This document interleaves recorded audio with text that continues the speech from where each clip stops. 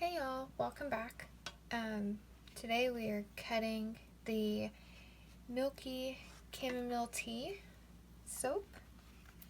I'm just gonna unmold these really quick. This was the extra batter that was left over. And of course I made a mess out of it putting it in here.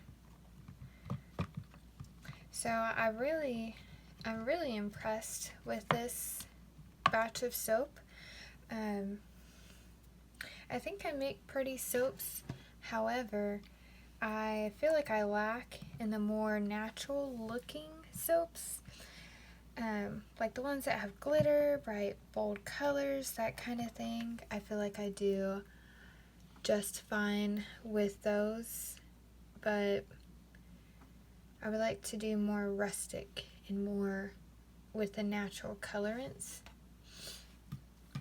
So this batch just turned out so beautifully, and I didn't think it was going to be as pretty as it is. So, and I was super anxious. These bars are just for me anyways. They're all like messy. I'll clean them up later.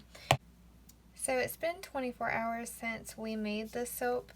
I will admit I was a super duper bad girl, and I had molded these. There's the end piece. I unmolded these loaves like 4 hours, 5 hours after I made the batch. It was just so pretty. I was so anxious, and luckily these came out of the mold without me messing them up. So I'll just show you what this one looks like. Here it is, and it is so gorgeous. It is, I love it, and I can't wait to see the squirrels on the inside of this one. I already cut one loaf so I could get like some really cool pictures this morning.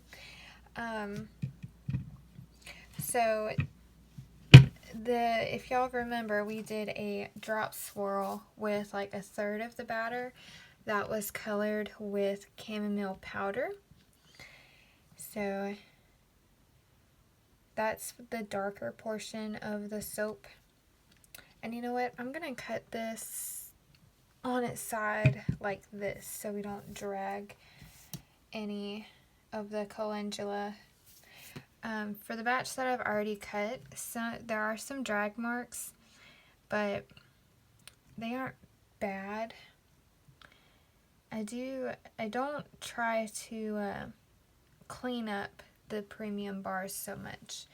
And this is actually, I'm hoping that we'll get some wholesale orders for these. I'm just adding a wholesale lineup.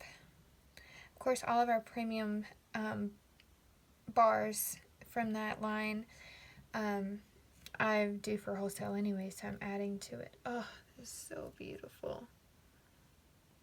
And that's just the end piece. I can't wait to see what the middle section of this looks like. But that is so gorgeous.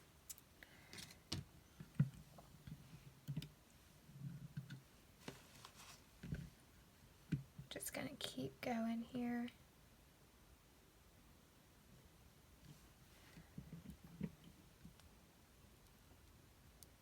So while I was making this soap, I had just put the littlest one down for a nap.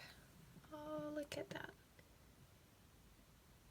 And he was asleep and everything. And I had every intention of talking to you guys while I made this soap, but he got very upset the second I put him down, so Big Brother was trying to calm him so I could finish the soap because I had already dumped the lye water solution into the bucket. So I'm just like, oh no. But Big Brother's been doing a wonderful job. Like this morning, I got to take pictures of the full loaf with the slices from the other loaf, and he kept him calm because he was upset this morning too. I love how that turned out. You got like wispy little ones here, and then you got more chunky ones there. Look at that little one. I love this. And, let's see. There we go. This doesn't really have a smell. I can't really smell anything from it. I think what I am smelling it from it is the goat milk, which that smell will kind of dissipate anyways through the curing process. But I had got this idea because I was looking for ideas for massage bars, because I got the massage bar mold in, but I've got to draw inspiration. I haven't found inspiration for massage bars yet, and I have a lavender chamomile fragrance oil, and I was thinking, you know, maybe the chamomile powder would be like an exfoliant I can add to half of it, and then the other half just be like a plain bar. But then I heard so many bad reviews of people not waiting long enough, which, you know, I don't wait long enough for anything. That the cold processed soap, the nubs just like break off, so I didn't want to do a batch and have that happen. Ugh, this one has so many in there. But I was considering making massage bars, and then I kind of came up with this idea. I was thinking, you know, all my premium soaps, they're just plain Jane bars, which is fine for a lot of people, but sometimes I just want to have a little bit of extraness, a little bit of interest there. So I was like, you know what? I got chamomile powder. I've got calendula I can throw on top. And then I was going to the store the same day anyway, so I was like, I'll just pick up some chamomile tea. And that's what we'll do. We'll do chamomile tea made with goat milk, and we'll put botanicals on top. So that's what happened. And we did a swirl, and I'm so glad the colors, I love the fact that soap just will change color through the process. I think that is such an amazing thing. So yeah, a lot of times my inspiration just comes from either the fragrance oil notes or from the other soapers I follow on Instagram. I'll kind of draw something off of like theirs. I don't like copy anybody's or anything, but I take my own spin on it. Like, for instance, I made a Grinch soap for and it's my gift to family and friends. And that Grinch soap, I actually had seen a soaper post earlier that day her Grinch soap, and what she did was she did an all green bar, and she put like a mountain pour heart like through the center of it, and then she had piped, well, she didn't pipe, I think she just kind of mounded the same green on top of the bars for it to look like the Grinch's like head, how it kind of cones up a little bit, or the hair. And so anyways, I took my spin on that, and I used a whole different green. It wasn't a neon green like hers was. And instead of using a mountain pour heart in the middle, I tried to attempt a heart made with mica and olive oil on the top.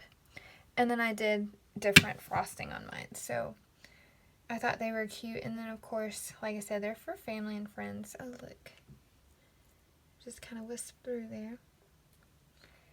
So I'm really excited to give those out over Christmas, too. I'm going to make some cute little Grinch gift tags and kind of tie those on with some of the brown, like, baker's twine. I guess that's what you call it. I don't know. But it's a cute little rustic looking string stuff. And so here's the last piece. Yep. So today is going to be a very busy day. I am going to be working on a lip scrub. My best friend loves a lip scrub, and then I'm going to send that to a couple of people. They're not going to be up for sale. It's just something I'm going to be doing for the holidays because I know a few people who just really like lip scrubs, and they've been begging me to make some. And then I'm also going to work on the recipe for some bath fizzy dust, and I think we'll add that to our stocking stuffer lineup, which that December release is going to be December 6th, which will be my birthday. Whoop whoop. You guys might be seeing this after because I have so many videos that I have to have that I've got to publish before this one. So, and then let's see. Oh, in this batch here, if there's any left over from wholesale, it'll be ready in early January. I think I have it set for January 3rd for the January release. So these are so cute, so simple, and I think they're just so, I think they're classy looking, honestly, just being so simple. And then you got a little bit of aha on top with the botanicals. So alright guys, so thanks for tuning in and listening to me ramble. I'm sorry I didn't get to talk to you guys earlier in the video. I am trying to get a little bit better about that, being more personable and talkative instead of just zooming right through the soap. Although I know some people appreciate that, but with the little ones, sometimes it's like very hard to to do that. So alright, so you guys have a blessed day. If you like this video, give us a thumbs up, and if you would like to see more from us, please hit the subscribe button, and as usual, feel free to leave any comments.